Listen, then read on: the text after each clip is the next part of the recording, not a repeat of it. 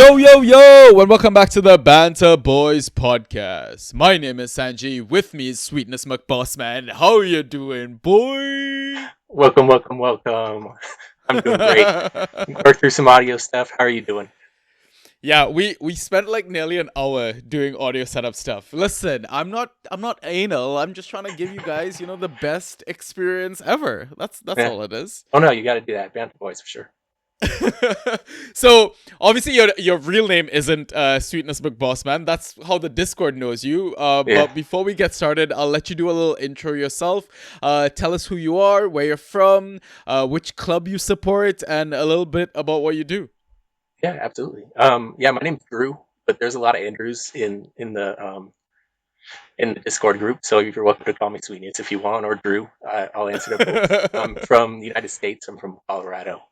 So yeah, I've kind of lived here, and I am not a Liverpool fan. I don't know if that's allowed anymore. Hopefully that's not a problem. But I actually am kind of weird. I started watching uh, the Spanish channels to learn the language. I was taking a Spanish class and nobody around me really spoke it, and so I was like, well, maybe I can get exposed to the language a little bit by watching soccer on TV. And it turns out the announcers are like paid to be communicators, and they're just saying in Spanish what you're watching.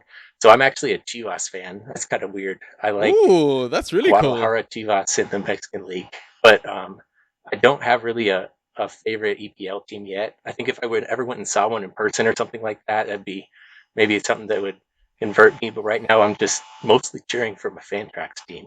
So Yeah. Makes yeah, sense. Yeah, you've officially broken the Liverpool streak. I'm sure some of our listeners are over the moon about that. But yeah, I mean, we've got a lot of Liverpool fans, right? And go figure, they're on course to win the title. It's probably going to be a place to avoid the Discord during the summer. It might get a little bit annoying with all these Liverpool fans cheering, but yeah, I mean, listen, there's always going to be a winner. There's always going to be some losers, but yeah, it's been a great space so far, and we're so happy to have you there, man. You've been such a great addition to our Discord. absolutely. Yeah, I'm happy to be there. It's been great.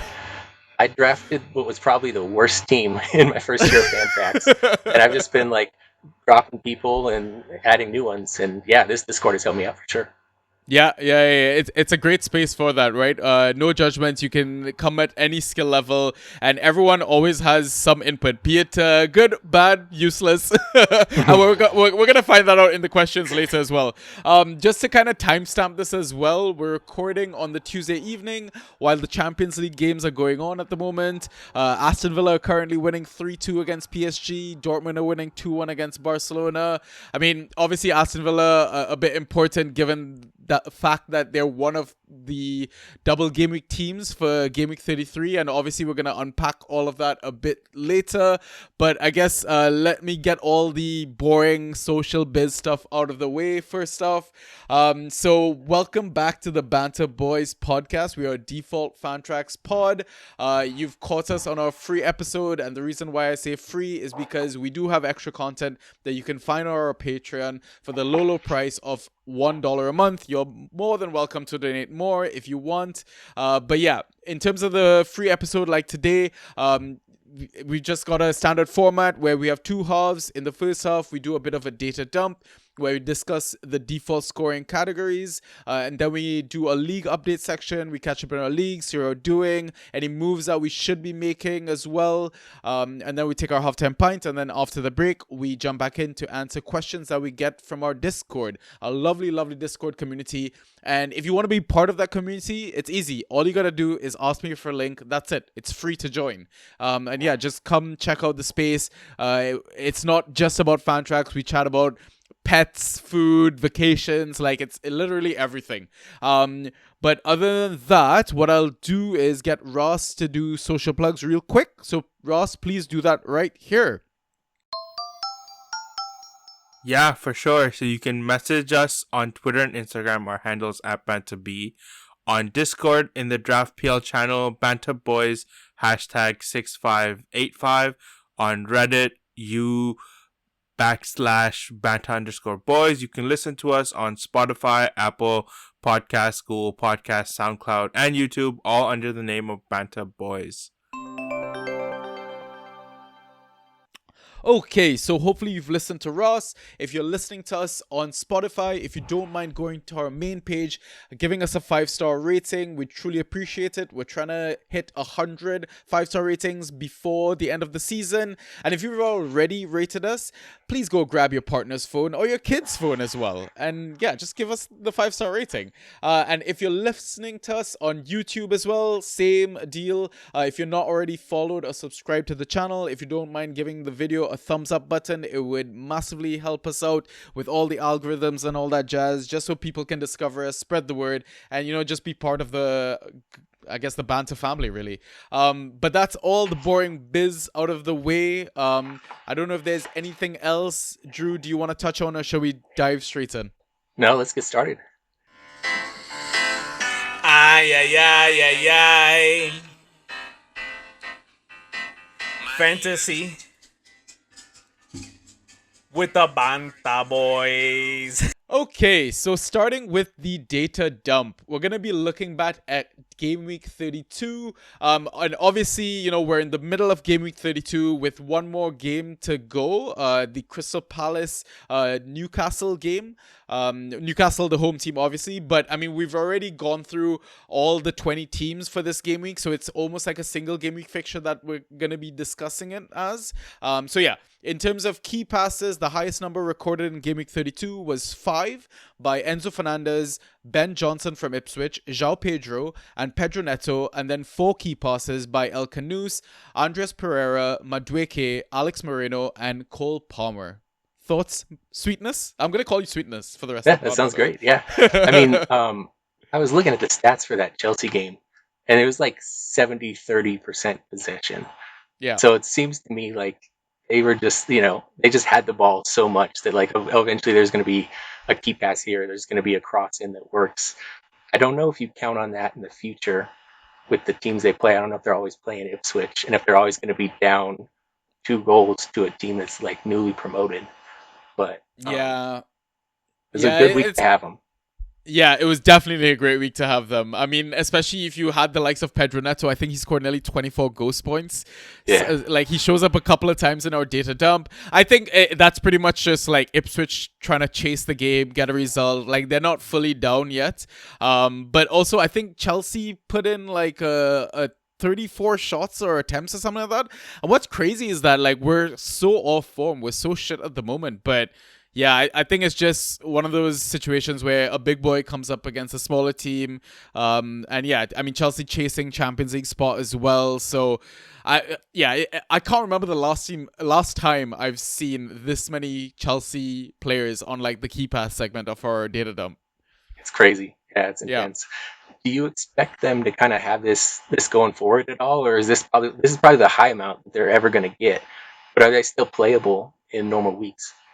I still think they're playable, but I get where you're coming from, right? Because I mean, Fulham up next, they're a bit of a Jekyll and Hyde team at times. Like I would still play them, like my Chelsea assets against Fulham. Same thing against Everton as well. And I feel like by the time we face Liverpool, they could have already sewn up the title by then. So who knows if they're going to be playing a much younger team?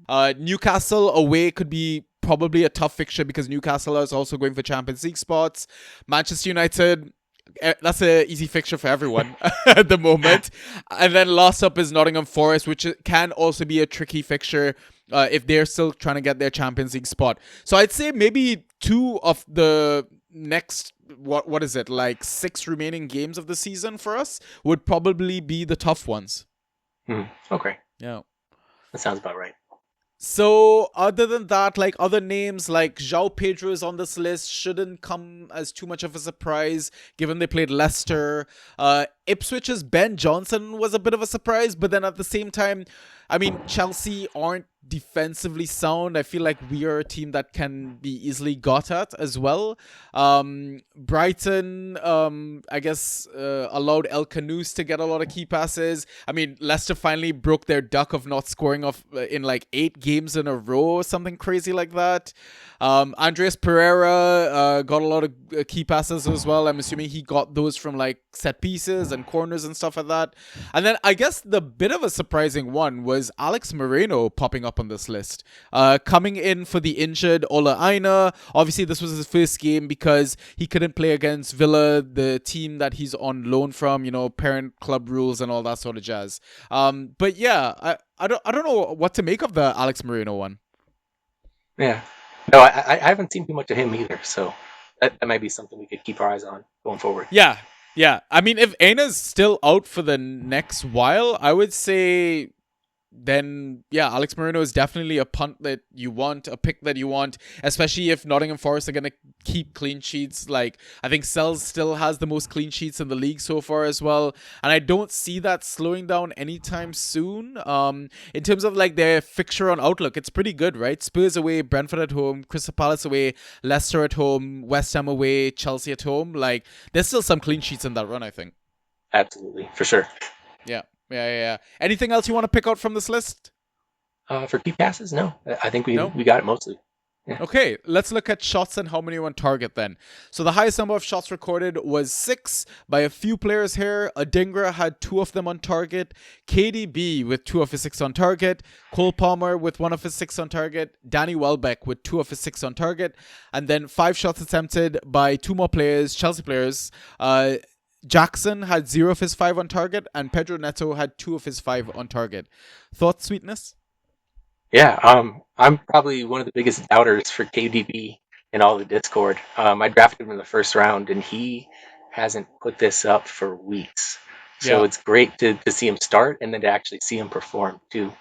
I think with your Brighton guys, if you go against Leicester, that just seems like it's more the team you're playing against than the actually Brighton is going to be able to put up shots. Like defensively, it seems like they're going to give up a lot. And then Chelsea with all the possession, kind of what we talked about with key passes. But KDB, I had a fun gameplay prepared about like how he wasn't doing well, and he puts up 30 points this week. But it was nice for my team, so we'll see if that keeps going. Yeah. And honestly, I do think he's going to be an asset to kind of own rest of season now. Like, he's kind of made us, take notice, shut up a bit as well, put some respect on that name. I don't know if he's going to be starting every single fixture for the rest of the season, but I mean, he's fully focused on getting Man City back into the Champions League. So I think he will play a pivotal role, especially in the home games. Like, definitely, I think his final home game is the fixture to kind of own. I think he's just going to have a big send-off in that one as well. But yeah, with the double game week coming up as well, he seems like a must-start, must-own. Like, even if he's benched in that Everton game, I'd be tempted to still start him, I think. Yeah. In my league it locks, you can't really know if he's going to start. But I probably will still start him at the risk that they do.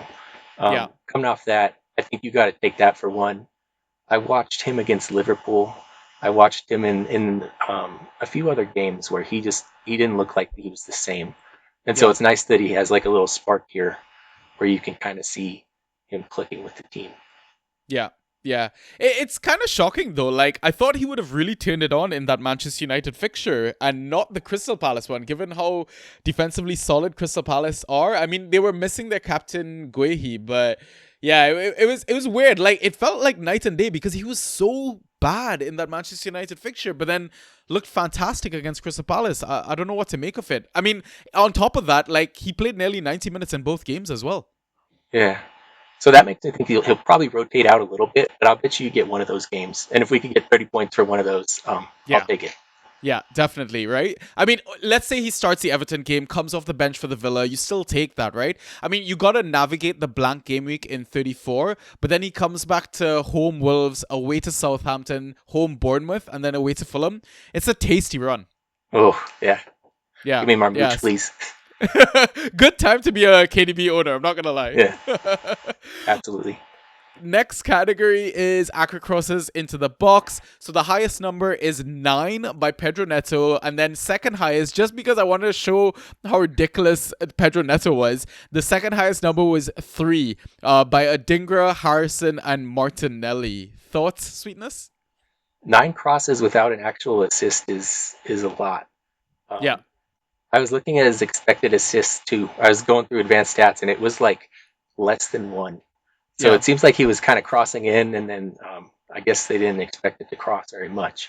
A little bit worrisome for Chelsea, but I like that he's involved. I like that he's crossing. Great week for Pedro Neto, I think. Yeah, definitely. Yeah, I mean, we were just like our attack is still not good at the moment. Like, I mean, Jackson hit the post early on, probably should have gotten a goal, only putting up one ghost point. Like, yeah, like everyone, it seemed like everyone else was doing the work, and the actual players that we needed to get the goals from didn't really do it, right? Yeah, Yeah. I mean, Alex Palmer had a great showing in net as well for Ipswich. I mean, we got to give credit to the goalie. But yeah, probably a combination of both, right? Him being good, Chelsea being shit. So, yeah, it is what it is. and I still All believe right. in Jackson. I think he'll be good going forward. I I hope might try to so. buy low if he Yeah. could. Yeah. Yeah. That's a great point, actually. Yeah, good opportunity to buy low for sure. All right. The extra categories now. Just the outliers for them. Tackles one, there was a high of 5 by Jack Stevens. Dispossessions, there was a high of 4 by Kudus and Morgan Rogers. Interceptions, there was a high of 5 by Ugochukwu and Aaron Wan-Bissaka. Clearances, there was a high of 13 by Hoyson. Successful dribbles, there was a high of 5 by Murphy and Ouattara.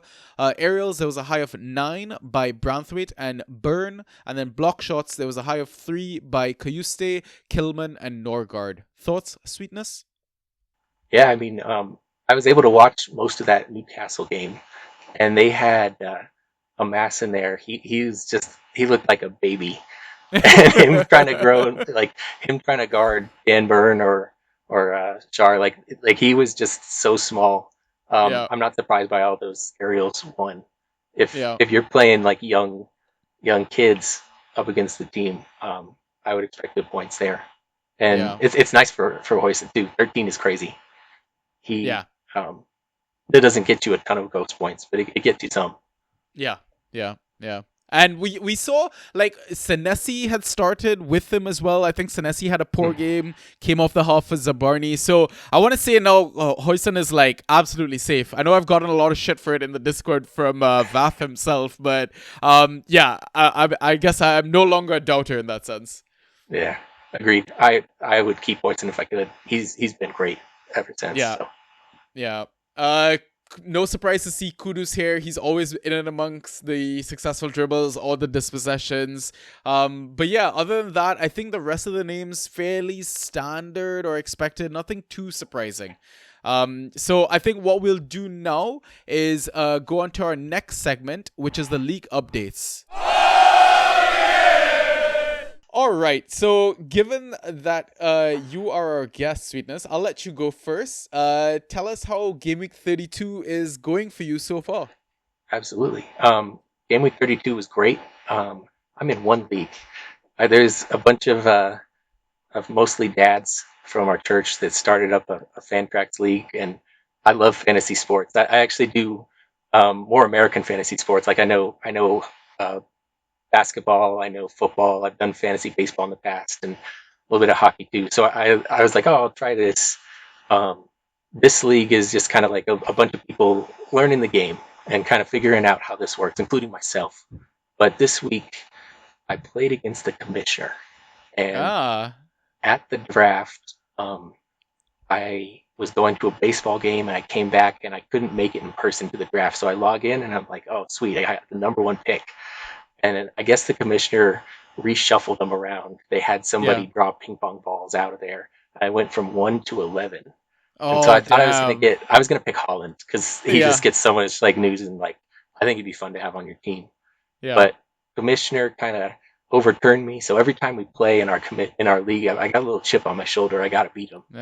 But Yeah. this week my team was great. I had João Pedro, I had Pedro Neto, I had JDB, and Oh I my started God, them. that's like But 100 points right there. yeah, it's currently 148 to 83, Ooh. and after day one it was like 100 to 0.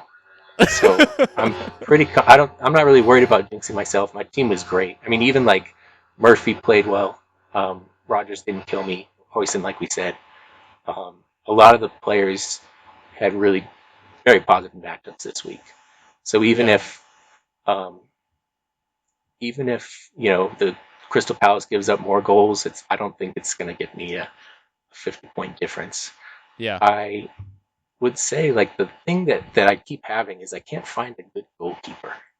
Yeah, I I get you. Yeah. I originally drafted Onana. I drafted him way too early. I drafted him like the eighth, but Oh, yeah.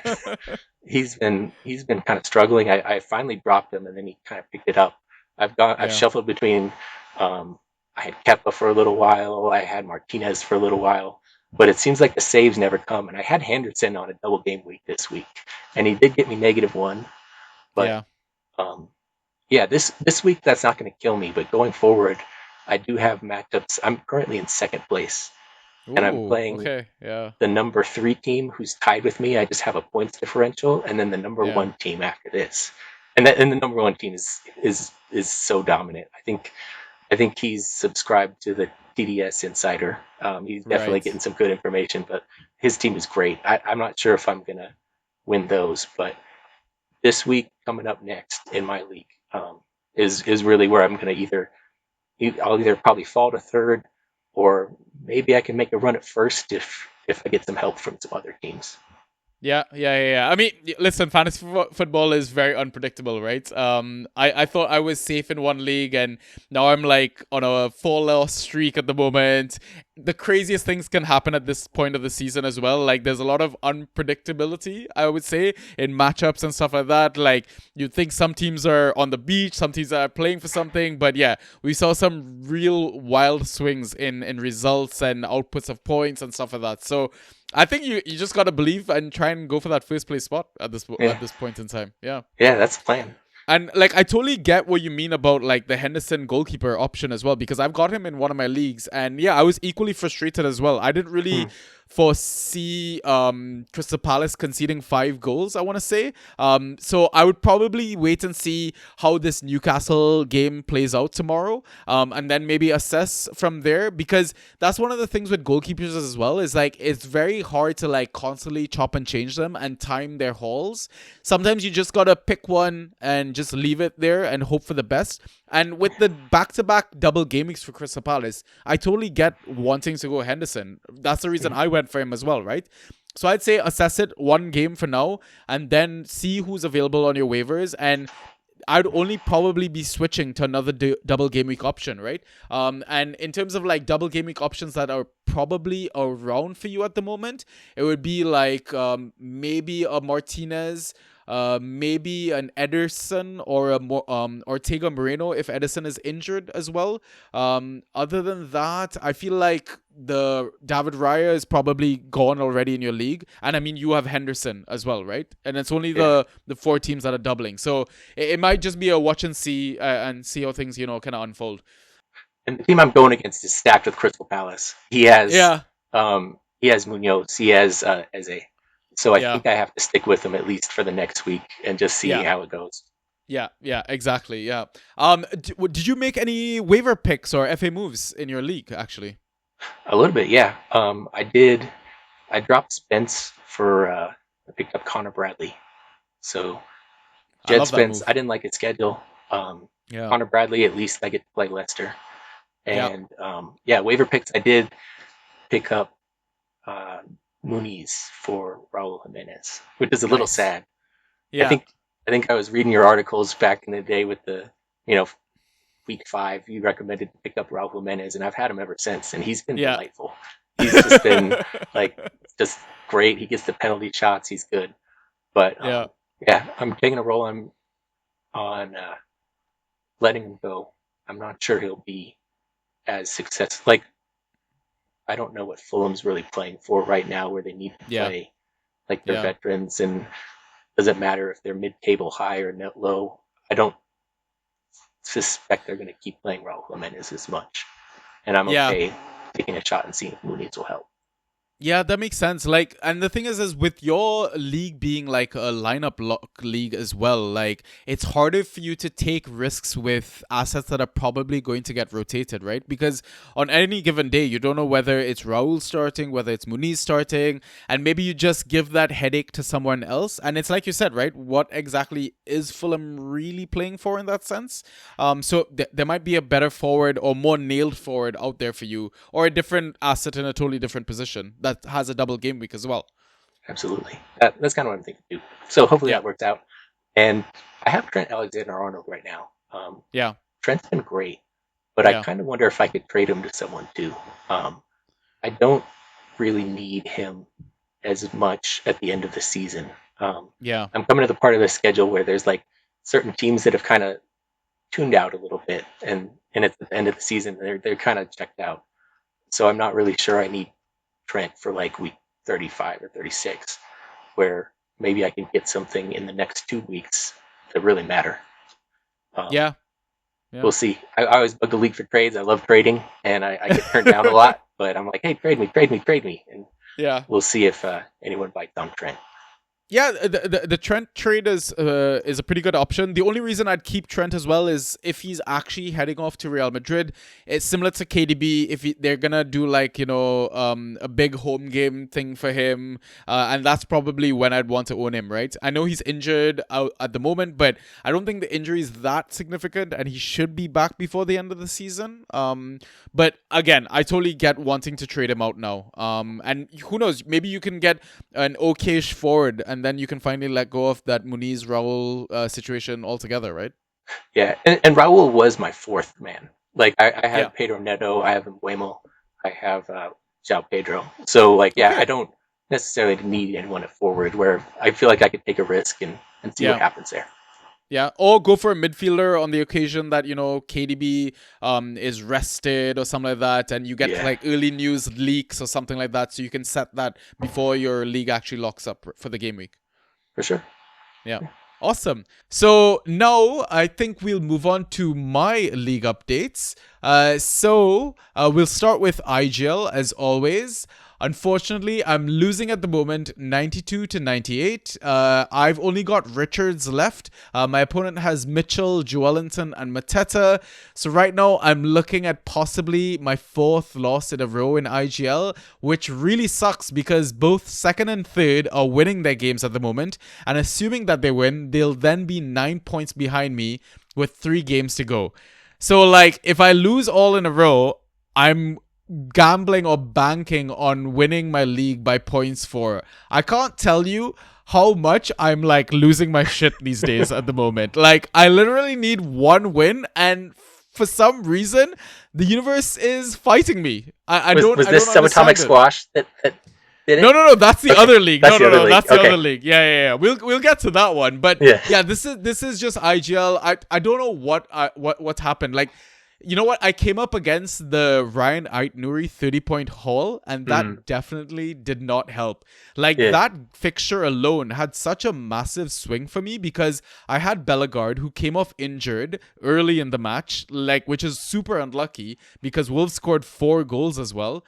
Totti didn't score his usual ghost point self. I remember Vicario, who's been scoring well for the past, like, I guess since he started playing again, like, I watched the highlights and my God, he was absolutely atrocious and was pretty much the reason why Spurs conceded all of those goals, only got 1 point in the end. So like I had so many players invested in that fixture. They did absolutely nothing. And then my opponent, had the one player that got the goal, got the assist and just absolutely went off, right? But in terms of the positives from my squad, the standout players were Connor Bradley, Richards, who got the goal, even though he conceded 5 himself, still came out with 11 points. Tarkowski, great game by him. Adingra as well, great stream. Shout out to Value Added Fantrax for suggesting him as a free agency pickup. He got like 21 points or something in the end. And Mo Salah finally back in the double-digit scores, got the assist. I'm hoping I'm getting a big game from him next because he's playing Leicester. So, fingers crossed. Also, shout out to McNeil. I've been holding him throughout his entire injury. And then he comes off the bench, gets an assist for the winner for Everton. I just felt so good for him as like a human. Just to see him like back on the pitch, scoring points again. Regrets from that one, I guess not gambling on Martinez versus Southampton, especially with the double game week to come around the horizon. So that's probably going to be like my first waiver pickup attempt because I think my opponent has a few Aston Villa defenders that I'm going to be up against. Not dropping Sulemana and Bednarak as well, especially since I wasn't going to play them. And I had a lot of doubts going into the weekend, especially after Juric got fired.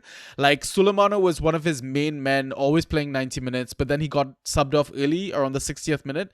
And then again, like Bednarak, I just feel like there's a change of vibe, a change of system, and players won't be, producing the same amount of points. So those two are definitely out my roster for this waiver window, which wouldn't have cleared because we're still in the middle of the game week. Waivers should clear on Thursday. But yeah, my main concerns is just really my forward 1, my forward 2, Salah and Jackson, not really firing, and a lack of double game week options. I think I've only got like one double game week player, I think, which is quite scary.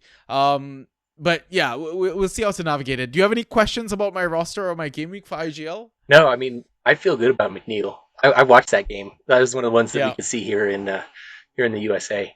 And yeah, McNeil came on and he did hardly anything. And all of a sudden, there's just like a turnover at midfield. He gets it. There's nobody in front of him, and he just kind of sets up the goal. He didn't need that much time to contribute. And you can, if I'm Moyes, like, you got to play that guy, right? Yeah. I mean, hopefully, like, he builds him back up to fitness. The problem is because this IGL league only goes up to game week 35, there's playoffs for this, right? So if I'm in first or second, I avoid the playoffs. And I think it's really towards the back end of the season that you're going to be wanting McNeil, right? Because the fixtures are still fairly hard for Everton in the run-up, right? I believe it's City, Chelsea, and then it kind of gets easier, like Ipswich, Fulham, Southampton, Newcastle. Right? And I think it's like the back end of the season that you really want McNeil. But it's like you said, it's so good to just see him back on the pitch again. Yeah. And Salah, like, you could trade him probably in your league if you want. But I still think you feel good about it. Like, you could probably get a haul for him back. But I just think it's worth it just to stick with your guy. It's really 2 weeks that he's been down. And Leicester, I'd feel pretty confident going in with Salah. I don't want to jinx it or anything like that, but if he were on my team, I would be pretty happy. Yeah, exactly. Yeah, I think I've just got to keep trusting the process, just be patient, and just kind of hope for the best. So looking at the DPL league, so right now that's where I'm playing Subatomic Squash actually. Okay. I'm winning 121 to 74. So Squash, I'm so sorry. I swear I did not bring you on the pod just to like beat you by that much. Honestly, it was like you don't look that sorry. You look kind of happy. I don't know, Squash. Well, I mean, it's because like it's such a tight like table at the moment in our DPL. Because if I pull it up right now, first place is currently on 66 points. Then second to fourth, where me and Squash are a part of, we're all on 54 points. And then fifth place is on 51 points. Sixth place is on 49. Seventh on 48. So it's fairly bunched up. So the thing is like at the moment, I believe the guy in third place who's tied with us on 54 is winning his matchup. If I beat Squash, then I get a 3-point gap. And then it's like I kind of go into second place with a bit of a buffer. And to top it off, there is a chance that first place could lose as well. So then that reduces to 9 points. So like me playing Squash and winning was a massive fixture for the both of us. For sure. In terms of how it kind of looks for the rest of the gaming between me and Squash. So right now, I've got Henderson, Eze, and Munoz left. He's got Gordon and Sar. So it's pretty much looking like a win, I want to say, at the moment, given the 50-point gap. The standouts so far, Kirkes, Mikolenko, Eze, Enzo Fernandez, McAllister, Brennan Johnson, Pedro Neto. So like I had a lot of guys that really went off. Like I want to say I got really lucky. Like in terms of the regrets, nothing really. Maybe not playing Enciso for his goal and assist haul. And roster concerns, again, I'm not too concerned. The squad feels like it's in a really good place at the moment. Like I know my two forwards, Brennan Johnson and Neto, could possibly get rotated, but I've got Fulkrug waiting on my bench as well. And West Ham have Southampton up next. So if he starts, there's a really good chance like I could get a haul out of him as well. No, yeah. I mean, that seems like a really solid place to be. Neto, I think, yeah, I have him too. So it's just nice to ride that through the win. And while he could get rotated, I think out of everyone in Chelsea, like they have so many guys they could just switch in. So I feel pretty good with maybe Palmer's above him, but I feel pretty good with Neto in at least like the last like month paying attention to him. Yeah, agreed. All right, so that's my league update. So now what I think we'll do is take our halftime pint and we will be back after the break with some questions. So we'll see you in a bit.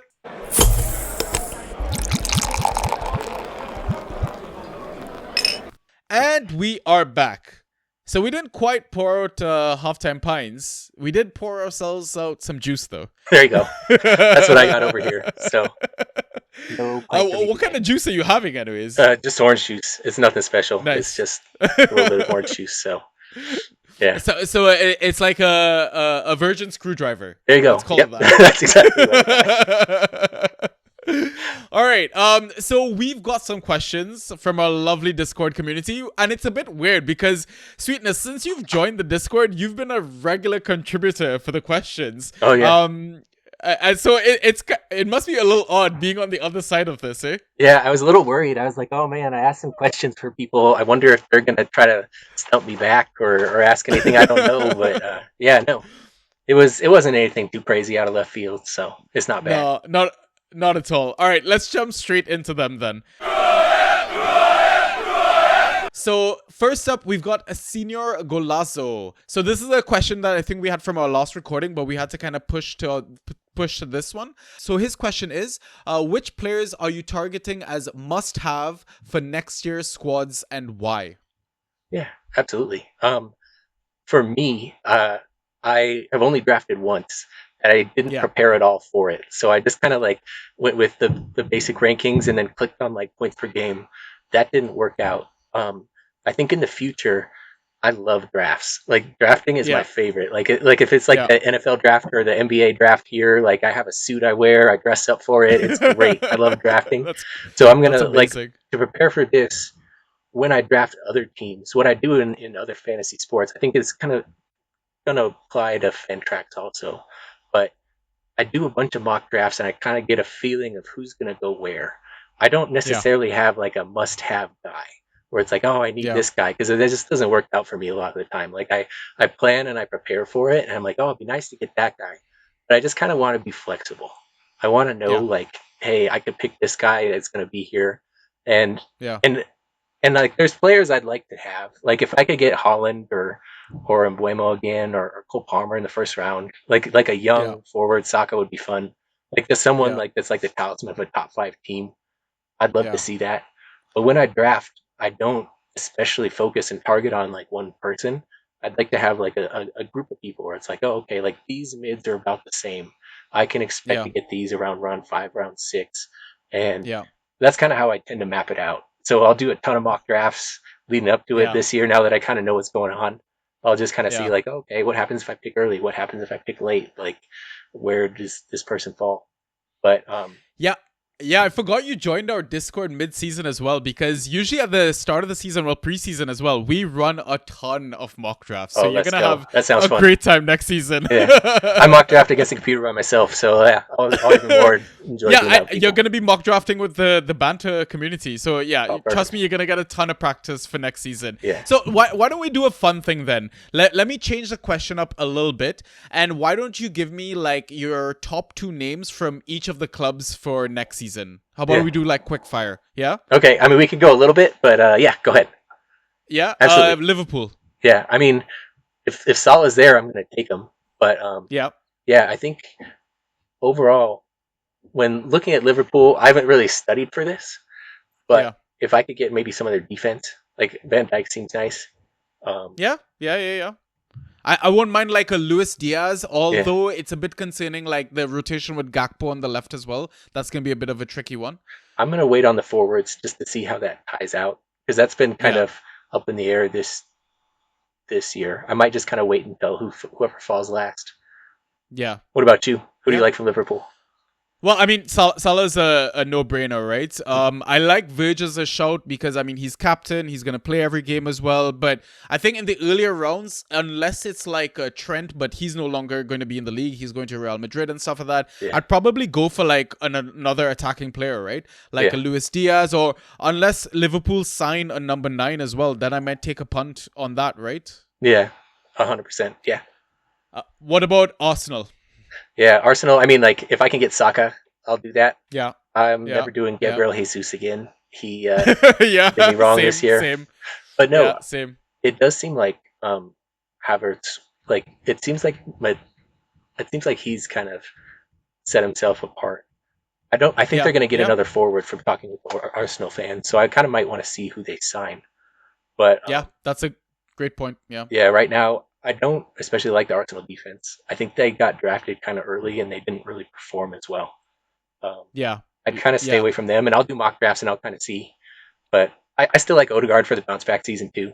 I mean, if he falls a little yeah, bit in the draft and he goes like later, um, yeah. He could be great value. he's not going to be this bad again, right?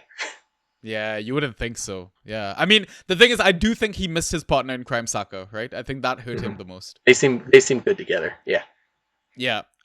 Forest is going to be a tricky one because I feel like every time a team does well one season, they get into Europe, there's always a drop off in the league for them.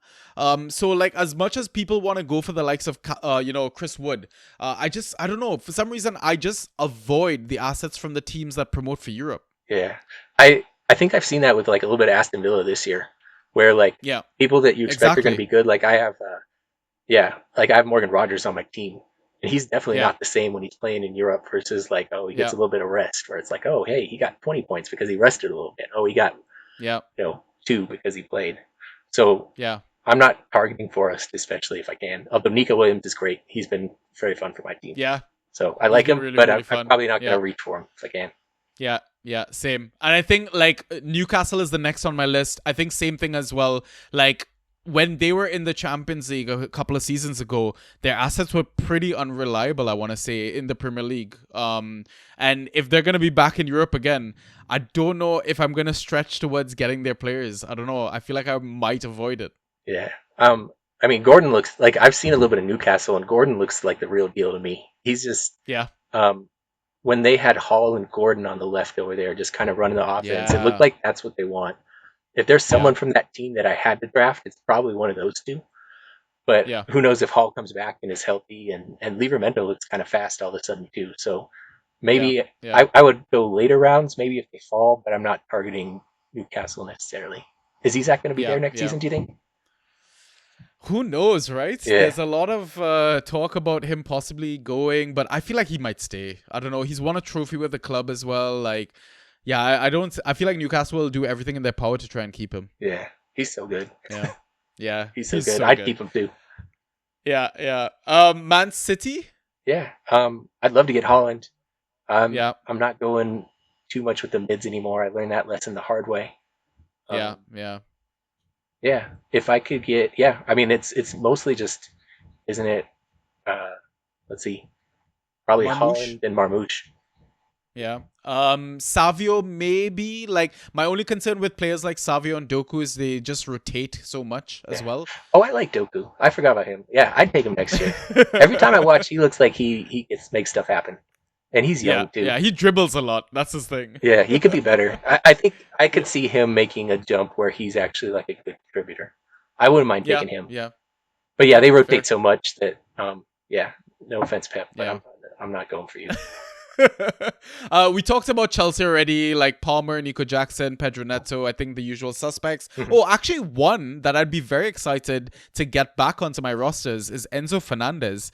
I don't know if you've had the pleasure of. I guess you don't have the pleasure of rostering him, right? But Oh, you've seen his numbers. It's ridiculous. I had the chance. You recommended that I went and I put in a bid, and I tied Yeah. and lost the tiebreaker, so I never got him. Ah, But yeah, yeah, I know I'd go for Enzo too. He looks yeah. like he's kind of contributing a little bit. So Yeah, he's been getting a lot of key passes almost every game. Yeah, it's pretty crazy. Aston Villa, another team that I feel nervous about being in Europe and their options always rotating here and there. Like even Ollie Watkins, like he seems like he's lost first choice in the team at the moment. Like he didn't start the Champions League game tonight either. So it's a bit of a weird one there. Bournemouth, how do you feel about them? Any assets that you'd be looking forward to from them? I think yeah, I mean I've had Dango and he's been great when he plays. For Yeah, me, I mean like it's who takes the penalties. It's Clivert, right? yeah, Or yeah, Clivert, however you yeah, say it. yeah, Um, yeah, and then yes, Semenyo just takes so many shots that like if yeah, he's back, the Discord was saying they might kind of turn over the team. yeah, I think Poison's gone. I think they might lose some of their young talent. But yeah. I wouldn't mind some Evan Nilsson. He oh seemed yeah, great this every time I season so watched, he far. didn't look good to me. I don't know. Yeah, He but doesn't he pass the eye scores test. goals. That's the thing. Oh, he draws penalties. Yeah, that's true. Yeah. Yeah. From Fulham, we got to go back to Iwobi, I think, again. Iwobi, I had the chance to draft, and I was like, oh, I'm Yeah. going to take him. And I was like, well, I'll just like try for a goalie and see. I don't have one yet. Let me get the best goalie. And it turns out I didn't get the best goalie, and then Iwobi went, and there's just Yeah. regrets. But Yeah. I mean, as one of my general draft rules is I don't touch a goalkeeper ever if possible. Like, Yeah. I would draft 16 outfielders, have an illegal squad, and then just see which goalkeeper is left at that Yep. point. That's probably the takeaway next year. Yeah, that's kind of how you Yeah. deal with quarterbacks in the fantasy NFL league. Is like don't reach Exactly. on them. There's so many good players you could get, and like it's not that much different if you draft someone early versus otherwise. So just Yeah. wait to see who works out. Yeah, exactly. And I guess Anthony Robinson has been a solid pick from Fulham as well this season, so he's probably another player that everyone kind of looks to for next season. Yeah. Brighton, I'd say João Pedro. Yeah, he's been pretty good. Like Matoma seems like he was like the guy that they wanted to be their talisman, but he's kind of aging. Yeah. I think it would be kind of fun on your team though if he's Yeah. right. Yeah. Minter as well has looked really, really good. Yeah. And I did a little bit with the Stupinian too. It seems like if he's hot and if he's like running down like on the wings and stuff, they do run the offense through him. Yeah. I loved having Buenanote. I don't know if he comes back on loan, but I can't imagine he stays at Leicester. That's if a he good goes shout. back to Brighton, Buenanote early season was delightful on my team. Like he was just like so dominant every week. If he comes back to Brighton and is available, I'd go for him. That's a great shout. Brentford, I think usual suspects, Vissa and Mbuemo. I want to give a shout out to maybe Kevin Schade. I think he's been a bit underrated this season. I mean, he's not started every single game, so I'd understand why people don't rate him, but I feel like when he starts, he scores okay. Yeah. Yeah, and Mbuemo's great. If he's back again, he's been the saving grace of my team. Probably the best player I've had. So yeah. Crystal Palace, Eze as always. Munoz. Yeah, Munoz is a little older. So I was looking at year over year with defenders, and it seems like the age 30-year defenders don't always like. I'd take him if he's there, but I maybe don't go like first round or second round where he's going in. In early drafts. Probably like third or fourth. Yeah. I do. Go ahead. I do like Wharton. I think when he plays, that's a good he's been good for me. I made it like he's one of the one trades that somebody offered me that I got to go through. But I picked him up off waivers and I traded him away, and when he plays, he was successful for me. Yeah, great shout. Yeah. Everton. I guess again, usual suspect would be. Why am I drawing a blank on my usual suspect? Ndiaye, maybe. Ndiaye, yeah. I mean McNeil defense. if he's fit. Yeah, McNeil. Oh, Tarkowski. Why am I blanking on Tarkowski? Yeah. So much pressure. On him. Yeah. What about Jack Harrison as a dark horse for next season? I feel like he was reborn under Moyes. Yeah, I've had him on my bench mostly, and then when I started him, he's like, oh hey, like 14 points, and I did watch the Everton game too when he was playing, and they were running him down the sidelines too. At least late in the season, I don't know if he plays as much because it seems like he subs out for McNeil, right? So did they that was play my the same concern. position? That's why I dropped him in a league. Yeah. But up until that happens, maybe they play them together. Like I don't know. Corey scores late, clutch goals and stuff, but fantasy wise, it'd be nice if they put McNeil and Harrison together just to see what happens. Yeah. Manchester United, obviously Bruno Fernandes. Yeah. But I think my secret dark horse pick would be Patrick Dorgu. Okay. One of the new signings they got in. What about for you? Oh, is Ahmad there? And is he back? Oh yeah, how could you forget Ahmad? Obviously, yeah. I was trying to trade for him, and I offered like so much on my team just to try to get him, and then he got hurt, and I was like, "Ooh, good thing nobody took those trades." Ahmad would be my number one pick for them. Yeah, makes total sense. And it's weird, like Garnacho. Every time I watch Manchester United, looks good to me. He does. Yeah, man. He's hard to. It's so predict. frustrating with him. Yeah. I know you dropped him and got I- rid of him and stuff, but Yeah, and he just went into form. yeah, exactly. He just needed a change of scenery. Yeah, exactly. Spurs, I guess Brennan Johnson had a great season this season. Kulusevski's always there. Madison, you want to say, but I don't know. Ange just rotates him in a weird way as well. Yeah. Where does Tell go in the draft next year? I feel fairly late. I mean, that's assuming Tell even comes back to Spurs. I don't Yeah. think he's like permanent, right? He's Oh, on loan, so Okay, if he's on loan, yeah. yeah. So there's no guarantee he comes back. But even then, he looks very return dependent to get points. Yeah. I mean, I think, yeah, if he's not going to come back, obviously, then you can't. Yeah. But of people I've had Dead Spence and I've had Romero. And at the beginning Yeah. of the season, Romero was just steady, solid, Yeah. played pretty well. And then Spence, yeah, later on mid-season has been good too. So Yeah. I guess I like their defense, but I don't know why, because they give the goals for everybody. Yeah. Yeah, they're so leaky. They're so bad. Yeah. They're not going to be this bad next year, probably. I think they fixed up, right? You'd assume so. Yeah. Wolves, obviously Cunha. Yeah. Strand Larson, I think, deserves a shout as well. I don't know where Bellegarde goes in all of that. What about for you? I mean, yeah. I mean, Cunha, I should have picked if I could have got him, probably in hindsight. But Yeah. I Nori too. Over the last Yeah. 60 days, he's the number one defense person, highest scoring defender. If you go back, That 30-point haul must help though. Yeah, but he's like good for like a lot of other ones too. So even before that, he was scoring double digits. So yeah. he was dropped in our league, and I lost a bid for him. I was like, oh well, that's fine. But it turns out that would have been a game changer if I could have kept him. Yeah. West Ham would be our final one because we're just gonna ignore the teams that are getting relegated. Yeah. I'm just Bowen, Kudus, James Ward-Prowse if he's still there for me. Aaron Wan-Bissaka as well. Yeah.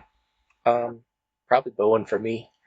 I'll see who comes in and who's available late, but watching their team, there's not much happening on offense a lot of the time. And in the one game I saw, I watched one of theirs, but it looked like there was Bowen and hardly anyone else. So that would be my shot if I could get him. Yeah. I like that. Any of the names that we missed, or any of the clubs that you wanted to mention? Any other names before we move on? Yeah, for future draft, no. I think that's all I got. So. All right, awesome. So I'll read out the next question because it's directed to you as well, from Draft Pie, one of our mods. He's saying, "Yo, Sweetness McBossman. Firstly, let's deal with sweetness. What are the best bromances in football?" Yeah, and I'm gonna get your assistance on this too. If you feel free to jump in with any bromances, but technically I'm an American, and he did ask about football, so I'm gonna start off with NFL bromances because I know those pretty well. My Denver Broncos, you got DeMarcus Ware and Von Miller coming back from their old Super Bowl days when they won it a few years ago.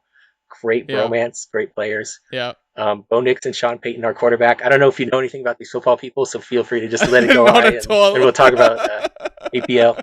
I got, let's see, Jim Harbaugh and players he recruited back in college when he coached at Michigan. Great bromance there. John Gruden and himself, and Patrick Mahomes and the refs. Classic NFL bromances right there. But I had to do a bit of research on this. I don't know the players in the EPL as well as I do for other sports. But first one that comes up for bromance, Rice and Mount. The Declan Rice and Mason Mount. Is that a good one? Yeah. Back in the day, proper boys, Yeah, and then like for me following it, Arteta and Havertz, they loved each other. They were in. He always played them. And, they're like complimenting each other. And then I just kind of had to guess a little bit at people because I don't really follow, I don't watch too many of the interviews afterward or see who they're talking about. Yeah. But I was just guessing who might have a bromance. I could see it. What about Bruno G and Joelinton? Do you think that's Yes, I love that one. Yeah, the Brazilians. That is probably the best one. Yeah, okay. For sure. I love that. Yeah. Just in my mind that they would have a great bromance. Mbeumo and Wisa, playing up top forward for them. They say maybe they get along. Yeah. And then Tarkowski and Braithwaite on Everton. They're just kind of coming back. I have Trent Alexander and Real Madrid. I don't know if that. Oh, you can put that out. Sorry, Liverpool. No, I'm putting that at the front of the pod. All right, don't be mad at me, guys. What about Cunha and whoever deals out FA punishment? Amazing. Yeah, that's my list. That's why I went together. I think that's fantastic. Cunha got off. Oh, He punched a guy in the face, and they're like, one game. It's like, oh, okay. You can have that. insane. Yeah, like owners were crying about the fact that he was banned, and I'm like, you're lucky he's still playing football at the moment. Yeah, I don't know. Yeah. Like in American sports, like you like a gun symbol, and it's like, oh, 25 games, you're out for a quarter of the season. So I thought one Yeah. game for punching an employee was nice, but Yeah, crazy. Yeah. Crazy. All right, his second question. Secondly, muck. Create your ideal fast food meal by mixing and matching from different places. Fries from one place, burger or similar from another, etc. yeah, feel free to fill in yours too. So I'll go through mine, and then you gotta tell what kind of food you like, because all these are gonna be kind of locally based for me. But my favorite actual food is a Philly cheesesteak. Yeah, very nice. I don't know if they have those in other places, but yeah, Philly cheesesteak is great. So I went to Philadelphia and I did a little taste test of a different area on a trip about a year ago. And I thought Gino's was really good in person. That's like the original Philly cheesesteak place. So I'm going to start with a Philly cheesesteak Gino, like from Gino's. Okay. And there's a local place called Don Jesus that makes hamburgers. Ooh, and very nice. Their burgers are incredible. I love them. So maybe I could take a Don Jesus hamburger, open it up, and put a little Philly cheesesteak on it to make a Philly cheesesteak burger. Oh, that sounds as a great. fast food. There's another place here that's called Tacos Rapidos, and they make carne asada fries, or I guess it would be, is it chips from England? I guess it's called chips here. Yeah. Sorry, Mr. Naru, if I used the wrong word, but carne asada fries here is like fries, steak, cheese, guacamole, sour cream, and like it's open 24/7, and there's constantly people waiting in line. Like you could walk by at 2 a.m. and there's like 3 people waiting to get carne asada fries there. So that's my side. And then as another thing, like I don't know if I could eat all this food because like each one of these individually is a meal. There's a breakfast burrito place called Sabor that makes the best breakfast burrito I've ever had. Used to be $3, inflation happens, and now it's $6, which is a little sad. Yeah. But it's like a Chipotle side breakfast burrito that's incredible. And I'll put a Sabor burrito inside my fast food ideal meal. You can't leave them out. Amazing. The only thing I would say as input is nothing from Nando's. That's it. Nothing from Nando's. Okay. I've never eaten there before, so. I mean, I should never stop anyone from eating Nando's. This is my own personal vendetta. Definitely go try it out, but yeah, that's just me. Oh yeah, no, I'm like that with Good Times here myself. So I'm out on Good Times. I'm taking them down. Never eat at Good Times if you get a chance. You can have Nando's, I'll have Good Times, and we're sticking it to them. Yeah. All right, and his final question is, lastly, Bossman. Which non-football people, either real life or fiction, would make good football managers, and for which clubs? So to be honest, I don't know that many managers. I know about half. I went through of who I knew, and there's 9.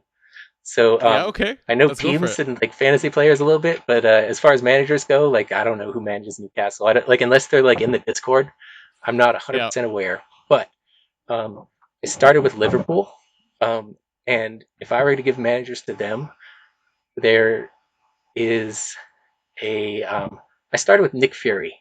I feel like he would be. He's like in charge of stuff. He's aware. Yeah. They're really competent over at Liverpool. And then this may not have gone out there. I don't know if you guys get The Amazing Race, but it's a show here in America where you. Yeah, I've seen it before. Kind of like you try to go travel, and like whoever travels to somewhere the fastest wins. But my wife loves it, and we did a fantasy Amazing Race where we drafted players last year, and I drafted 2 guys named Ricky and Cesar in the last season of the American version, who were just incredible. They were dominant at every puzzle. It's like, oh, we need to learn to dance. Oh, we're going to be great at that. Oh, we can solve puzzles here. We'll do it. And they single-handedly won me my league. I'm going to put Ricky and Cesar in. I'll mix Nick Fury together with Ricky and Cesar for the Amazing Race to just give like Liverpool the dominant manager that they're kind of used to this year. Very nice. Okay. Man City. I have Pep right now, and he's killed my fantasy team. So I gave them Kilgrave from Jessica Jones. I think he would actually be kind of a good manager, but he can do mind control. Is a little bit sinister, which I think works with Man City. And then I combined Kilgrave with there's a NFL coach named Arthur Smith. He used to coach for the Falcons, and he hated fantasy football players. So you would draft his players, and he'd be like, "No, I'm not going to play that guy just to stick it to fantasy football players." So that's what Pep done to my team this year. So if I'm going to give Man City a manager, he has to hate fantasy football. Arthur Smith was an NFL coach who came from a lot of money. I'm going to put Kilgrave plus Arthur Smith for Man City. Very nice. For Arsenal, do you know who Marv Levy is? The old coach for the Buffalo Bills? No, I do not. He lost 4 straight championships and came in second. And so I'm going to give Marv Levy and Buzz Aldrin, if you could mix them together for Arsenal. Just making sure they stay in second with people who excel at that and other jobs. Sorry, Arsenal. Sorry, Buffalo family. But Man United, I have M. Night Shyamalan. It's with John Gruden, the NFL coach. These are guys who were great at one point. I think. I read that like Manchester United used to be amazing, but I didn't really follow the league. And this year, I'm like, they're just kind of like trying to clutch whatever they could get. So M. Night Shyamalan made great movies back in the day, but like I don't know if he still has it. They can kind of keep that going for them. And then John Gruden won Super Bowls, but when he came back for the Raiders in football, not the same guy. Do you have any suggestions for Chelsea before I give mine?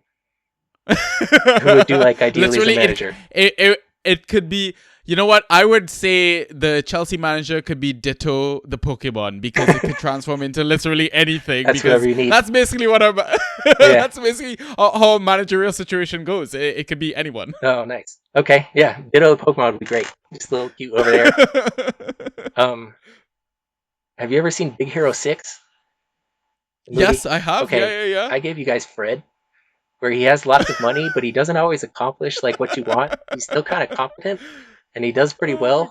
But Chelsea has a big payroll, hasn't been as good, and their manager is like maybe a little bit underachieving. So I was trying to think of a guy who came from money who didn't underachieve, and maybe would bring a little bit of light to the situation. So Fred from Big Hero 6 is my Chelsea manager, who I could assign. Wait, is this Fred with the suit on or without the suit? He could be either one. Depends on the time. I feel like if he needs to wear the suit, he can go ahead.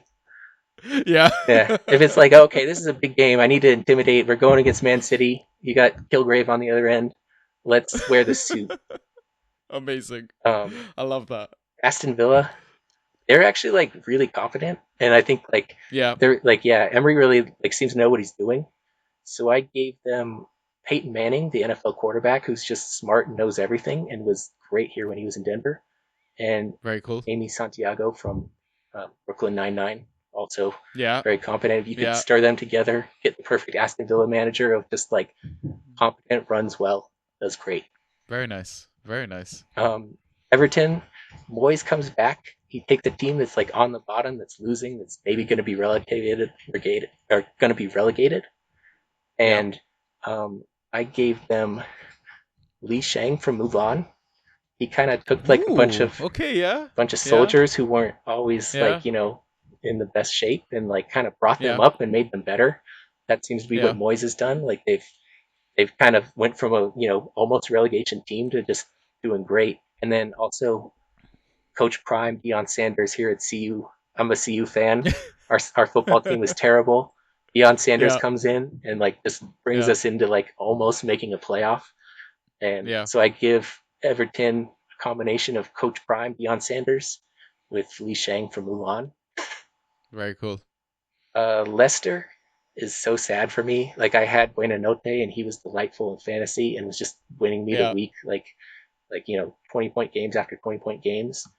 And then Rude comes in and like doesn't know to use him, doesn't start him. And so I was trying to come up with a person that really mismanages their talent to like keep that going for Leicester. And the Denver Broncos had a coach named Nathaniel Hackett who came in and he had young talent. He had a lot of promise and he didn't know how to call plays and do very well. I'm going to give Leicester Nathaniel Hackett just so that they're comfortable with what they're used to seeing from Rude, of a guy who doesn't really help his team out very much. finally, Southampton. Have you ever seen Avatar? Yeah. The cartoon I'm talking. Yeah, Avatar the Assuming. Airbender. Yep, Yeah. Yeah. cartoon. Yeah. Yeah.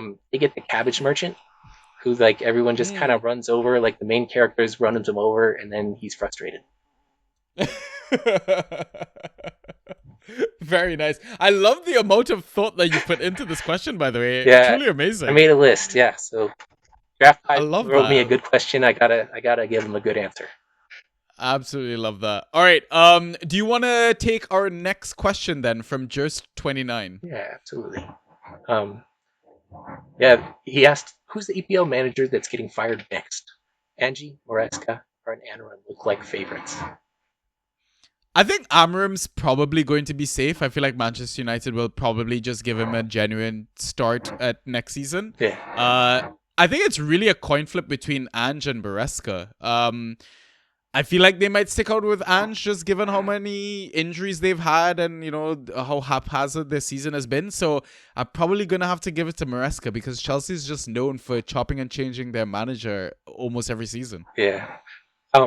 When I did research on this, it's like it probably should be Rude from Leicester because they just look so bad. But I don't think they're going to fire him. It's crazy how he still has a job. Yeah. Like they haven't fired him yet. It's crazy. So he probably should be the one that's fired next, but I don't know why you do it now instead of like 3 weeks ago. So he's probably not my pick. Yeah. And like I don't think Spurs really gains that much by firing their manager now. Like, I don't know. Like, are you gonna make it like a little farther in the table? Like the one that made sense to me was Maresca too, where it's like, you have a shot at the Champions League. You could get it like it's the new manager bounce real. You could kind of like get your team going a little bit. It seems like they are struggling in winnable games, like with ties to mainly Ipswich. But yeah, I think that would be, if I had to bet, that would be my choice for who gets fired. Unfortunately. Yeah. Okay, so next up, we've got a question from Andrew. He's basically replugged your old question that was for him. But basically, his question is if you were to build a Fantrax player using entirely fictional characters, be it from movies, books, or TV shows, which attributes and traits would you pick? All right. So I asked this earlier. But I put together, I didn't have too much time to go through all the players, but I got one for my Fantrax team. I'm going to get a spine. For goalie, I feel like a Force user from Star Wars would be kind of a cheat code. You could just kind of stop the ball whenever you want. So I'm going to take a Jedi or a Sith, but I like Darth Maul.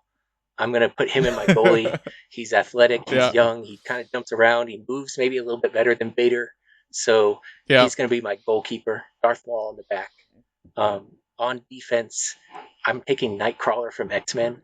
He can teleport around a little bit. He can kind of, he's pretty athletic there. I don't think he's ever going to get beat on like a breakaway or anything like that. He can always just kind of port back or do some weird teleporting aerial stuff. So I feel like he's just pretty dominant for my Fantrax defender.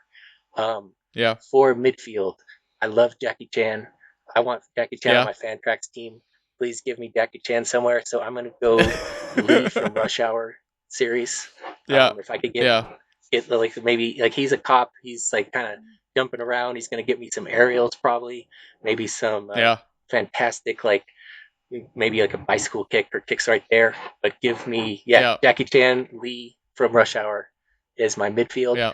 And then at forward, I need kind of someone who's going to tie the team together. With all the personalities here, there might be some conflict. So I'm putting Aang from the Avatar. I'm going to put the Avatar in the front. He can kind of move around a little bit. He flies, plays like on his little ball in the series. So give me Aang from Avatar as a forward to try to maybe build up the, camaraderie between a team that might otherwise have some conflict too. So my Fantrax spine is Darth Maul, Nightcrawler, Lee, and Aang at forward. Love that. Speaking of your love for Jackie Chan, did you ever catch that animated series that he did, Jackie Chan Adventures? Yeah, I was pretty little when that came out, but yeah, I did watch that. Jackie Chan Adventures was fantastic. Yeah, it was absolutely fantastic. Yeah. Oh, man. I especially loved Uncle. One more thing. Yep. Uncle Jade, yeah. All right. I haven't watched Yeah. that in a while. Great man. show. That would bring Yeah. me back. Yeah, great show. All right, we've got our final question. I'll let you take the honors and ask me our final question. Yeah, absolutely. This is from Andrew again. Great question here. We have, what is Google? What is Boogle? Oh my god. I think I need to bring Haroon on to do an entire podcast about Boogle. God knows what Boogle is, but apparently it's the next best thing to come out of the Discord. Patent pending as well, maybe. Who knows? Oh my god, yeah. This is how crazy our Discord is, and I absolutely love every single character that we have in that space. But yeah, if you want to know the answer to what is Boogle, join the Discord. I think that's what my answer is gonna be. Yeah. In my notes, I have it could be anything, but we know that it's mysterious and important. So yeah, there we go. Yeah. And then also some theories. I think it maybe Yeah. is like maybe Odegaard propaganda generator. Does it generate like negative stuff about Odegaard, or maybe a consultant for which 2 goalies you should have on your team? I feel like Google could help me with that. So those are a few guesses at maybe what Google could be. But I'm not sure myself either. I'm just taking shots in the dark. Yeah, I love that. All right, we had one final question, which I think is from you to me. Oh yeah, absolutely. This is shout out for the fantasy footballers, but this is a game they do. If you ever want fantasy NFL, they do kind of the same thing. But as a pretty big KDB doubter, what I'm going to do is I'm going to say, which player would you rather have had? Who's going to score you more points? Yeah. And you can kind of take a guess. And I'm going to take KDB and maybe a player that like you wouldn't think is as good. But I'll start out. Would you rather have KDB's point total for the last 60 days or Garnacho's point total for the last 30 days? Who would you rather have? I would say Garnacho last 30 days because I know what I dropped. No, not quite. KDB has 44. Garnacho in 30 has 43.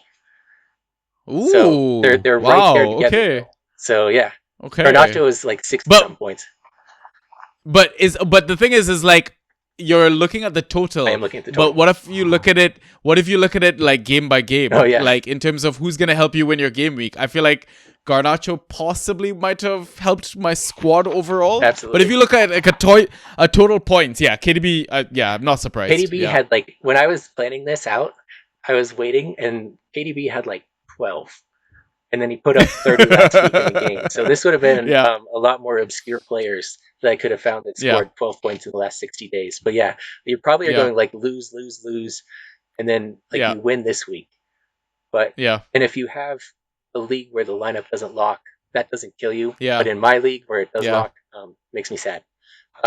Second question: who would you rather have for 60 days, KDB or Matthias Tell? Spurs. KDB. Close. No. Tell has 44.25 points. KDB has 44. So Tell has scored 0.25 points and is generally a little bit there. Next one. Who would you rather have? KDB or Nkuku? KDB. Yeah, KDB. 44 to 41.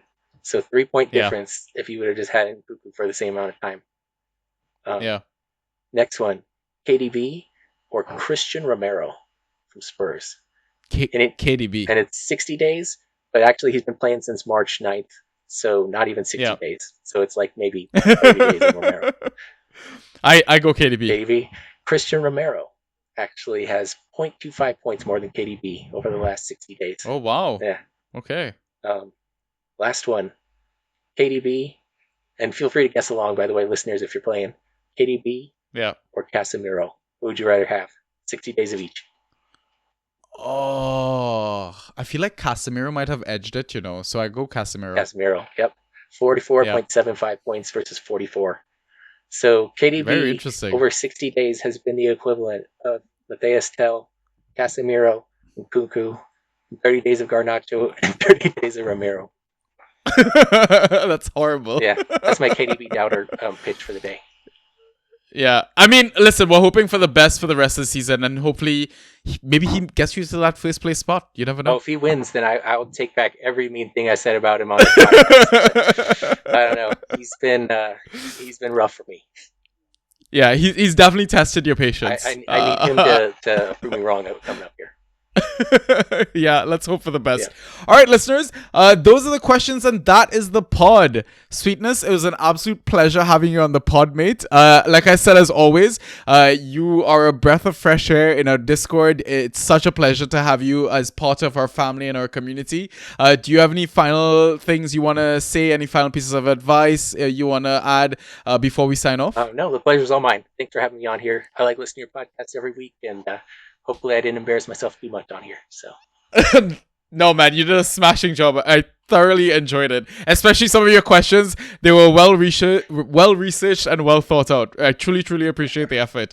But yeah, if you wanna interact with people like Sweetness and like our other Discord members, like I said, all you gotta do is ask me for a link and I'll give it to you. It's free to join, and yeah, just come be part of the fun up until the season ends. And who knows, we might do things in the off season as well, right? The community that we formed, it's genuinely I feel very lucky to be a part of. But yeah, as Ross always says, just have fun. I know we've not really dug into like the double game week and the assets and options too much, but I will touch on that on the waiver pod as well. And I mean, we covered a bit of that in our playoff pod that we did with Totti as well. And I didn't really want to double down on the information too much.